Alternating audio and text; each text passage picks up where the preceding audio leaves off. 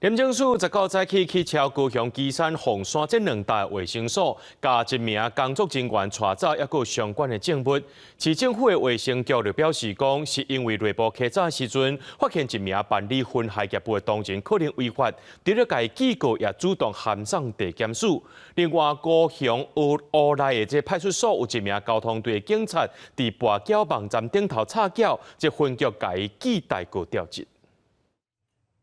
食薰对健康是真无好，为着帮助民众来戒薰，真侪卫生所拢有办戒薰班。高雄基山区卫生所伫民国109年和110年嘛有开，但是传出所内承办薰害业务的同仁涉及不法，再去检验去基山区、凤山区的卫生所敲吹，甲一个工作人员带转去嘛查扣一批证物。相关违法事证主动函送相关单位侦办。今天9月19日，廉政署进行廉政调查，卫生局要求同仁 必须配合相关调查程序。初步了解，涉案的这个人是负责主办薰害防治相关课程，涉嫌无照时定来排课，甚至疑似用其他发票来核销诈领课程的补助款。桥头地检署讲，即马专案搁在侦办，下晡去基山区卫生所营运正正常，但是工作人员互问到戒薰班开课的内容，也是相关问题时阵是无愿意回应。除了卫生所的员工，另外还有乌来分局交通队的警察涉及运彩跋筊签赌，互记一大个处分。 该员坦承于111年至112年间，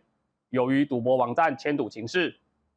本分局立即依据警察人员参与赌博财务处分原则规定，参与职业性赌博财务者，合予记一大过。乌来分局讲，这警察是111年到112年之间涉嫌跋筊，是同地检署在侦办2个警察转介其他同仁跋筊的时阵，查出这个乌来的警察涉案，19已经移送同地检署复讯，除了记过，嘛会报请警察局该对即马的职务调离开。记者综合报道。